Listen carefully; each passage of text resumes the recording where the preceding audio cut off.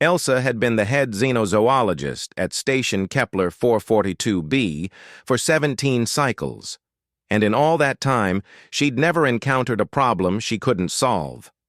The massive biodome facility housed the galaxy's most dangerous predators, creatures collected from dozens of worlds, each one a perfect killing machine honed by millions of years of evolution.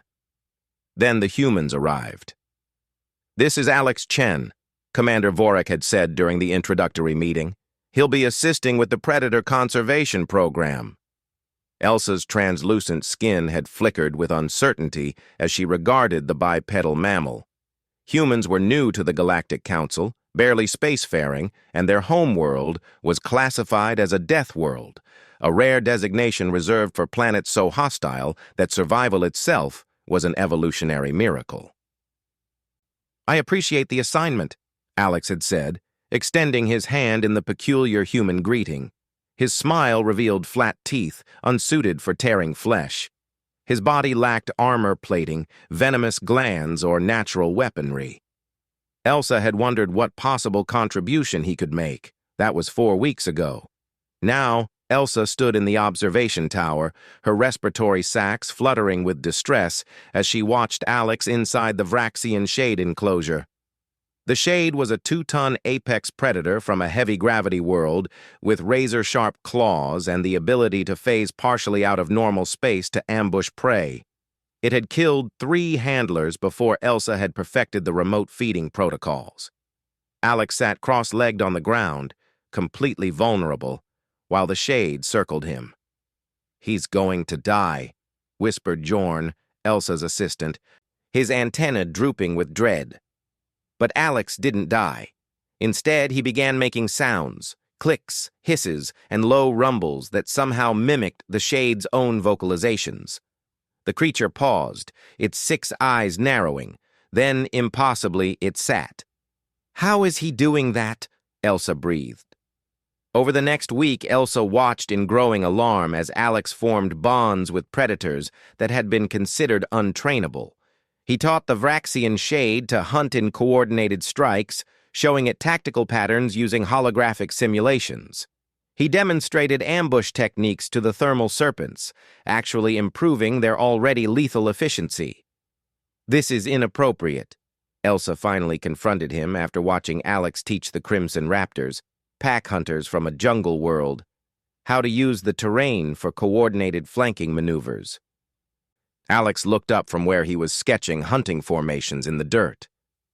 "What's wrong?" "You're teaching them."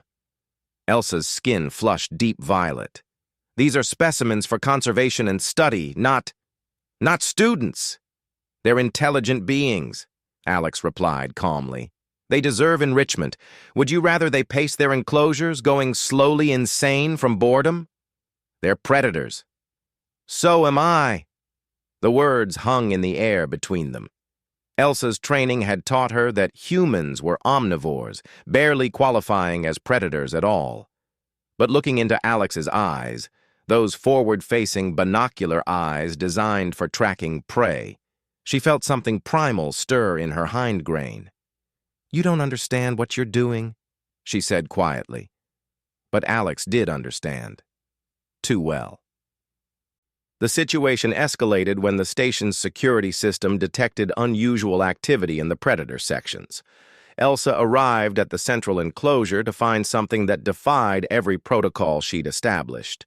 The Vraxian Shade, the Crimson Raptors, the Thermal Serpents, and half a dozen other species were engaged in what could only be described as coordinated training exercises. They moved in patterns, complex and deliberate, responding to Alex's whistles and hand signals. "This ends now," Elsa commanded, her voice amplified through the intercom. Alex turned to face the observation window, and for the first time, Elsa saw something almost predatory in his expression. "Why? Because you're uncomfortable seeing them reach their potential? Because you're creating weapons." "I'm creating partnerships," Alex corrected. "Do you know what made humans successful on Earth? It wasn't our strength or our speed. We're weak compared to most predators. It was our ability to learn, to teach, and to cooperate, even with other species. We didn't just hunt. We made other predators hunt with us. We turned wolves into dogs. We partnered with falcons, with horses, with dolphins. We understood something that you've forgotten in all your clinical observation. He gestured to the creatures around him, now sitting calmly despite their lethal capabilities.